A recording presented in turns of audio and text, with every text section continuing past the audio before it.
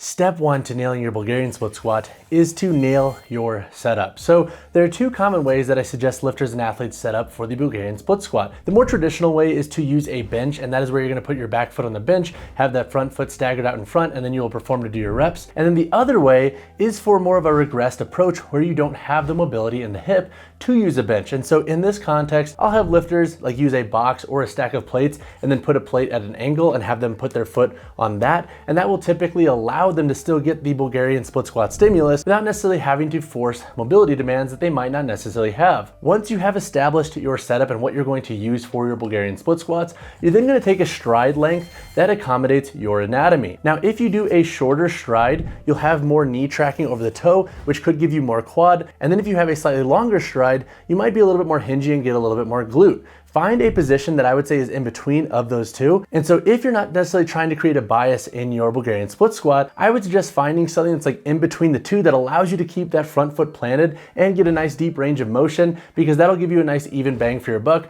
regarding your quads, glutes, adductors, and all the other lower body muscles involved in Bulgarian split squats. Step three, once you've established your setup and you've established your stance, you're then going to start descending down into the movement. And so with your Bulgarian split squat, there are a couple of different ways you can sequence this movement, but in general, if you're just doing general Bulgarian split squats, thinking about moving in like an elevator fashion can be a really nice cue. So think as though your hips are traveling up and down, and then obviously follow suit with your legs. And so something to think about with the Bulgarian split squat as well when you're doing this eccentric movement pattern, so moving down into that elevator range of motion here, so vertically up and down, is to think about putting weight in the front leg, but then also allowing that back leg to stretch and get a nice stretch on that back quad. That way you'll get a nice stimulus on both legs versus just thinking about the front leg, which a lot of people kind of fall victim to. So you'll get a nice lengthening stimulus on that back leg and a nice stimulus on that front leg by thinking about sinking those hips down into the hole, allowing some weight to come onto that front leg, and then also stretching that back leg at the same time. Step four, as you start to stand back up, think about driving through that front foot and keeping a little bit of pressure in that back leg, and then thinking about bringing your glutes through at the top. So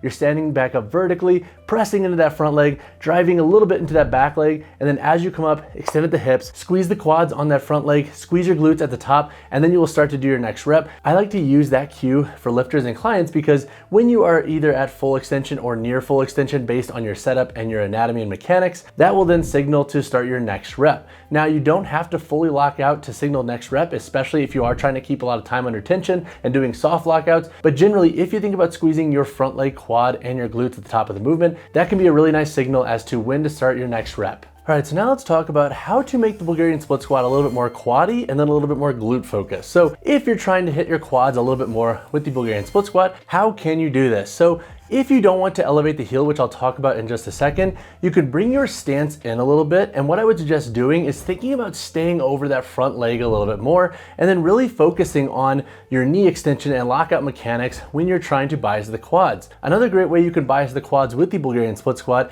is to wear a weightlifting shoe or to stand on an elevated surface like a wedge or a low 10-pound or 5-pound plate. Doing this will allow that knee to translate forward a little bit more and put your foot and ankle basically into an environment that will translate more into forward knee translation, which will put more of a stretch and stress on the quad. So if you're trying to bias your quads with the Bulgarian split squat, either bring your stance in if you don't feel like elevating the heel, or elevate your heel to do so. Now, if you want to go with more of a glute focus with your Bulgarian split squat, a variation that I've been playing with and loving is to think about having a normal setup with your stance with your Bulgarian split squat. However, thinking about hinging forward a little bit more with your torso. This doesn't mean round over. Think as though like your lower body and your torso are more of like a pocket knife, so they come together like this, and then as you start to descend in your Bulgarian split squat, think about almost hinging first, so being a little bit more hip dominant, and then as you are doing your reps, think about keeping weight in the lateral posterior heel. Doing this will give you, I think, a little bit more of a glute stimulus with your Bulgarian split squats,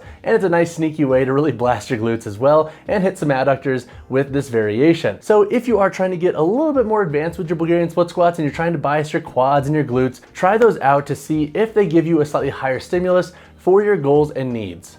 So 3 benefits that come along with the Bulgarian split squat is number 1, they can be fantastic for packing on lower body mass. And now, obviously, when you are talking about hypertrophy training, a lot comes into the sets, volume, intensity, etc. that you're using. But in general, if you're trying to build your quads and glutes and just the lower body in general, few exercises work as well as the Bulgarian split squat. There's a reason we all hate them, and it's because they're incredibly difficult, but with that high difficulty and effort often comes hypertrophy and mass gains, which is awesome for folks trying to build their legs. The second benefit is that they can be awesome for building single leg strength. So if you're really trying to bias your single leg strength and build a ton of strength when it comes to single leg squat mechanics, the Bulgarian split squat can be awesome because with that back foot elevated, you are going to have a slightly higher balance component. So you're going to have to focus a little bit more on what that front leg is doing regarding managing your body mass and the mass or weight that you're using for your exercise. So like the hypertrophy benefit, when it comes to a strength stimulus, obviously your programming variables are going to come into play here, but they can be a great exercise for building single leg strength. The third benefit that I think comes along with Bulgarian split squats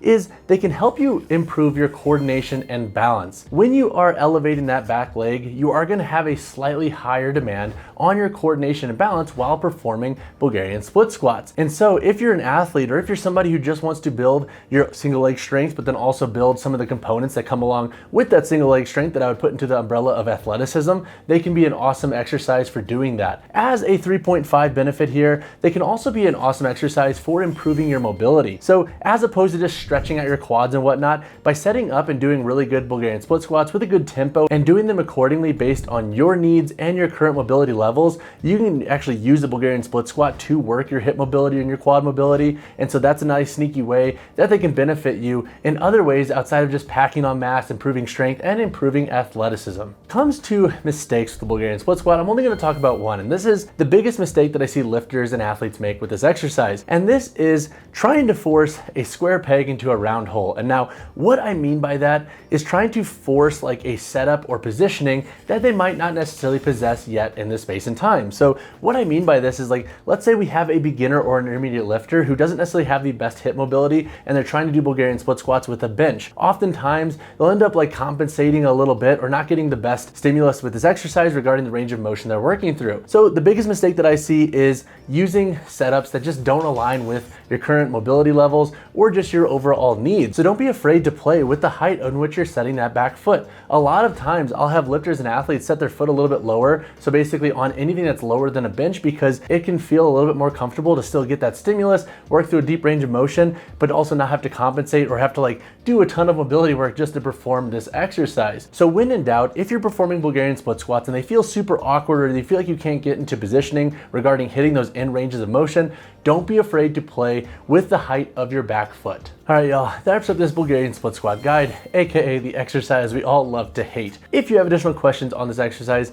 drop a comment down below or reach out to me personally, whichever you prefer. And as always, drop a like on the video, drop share to the channel. I'll see you guys in the next one.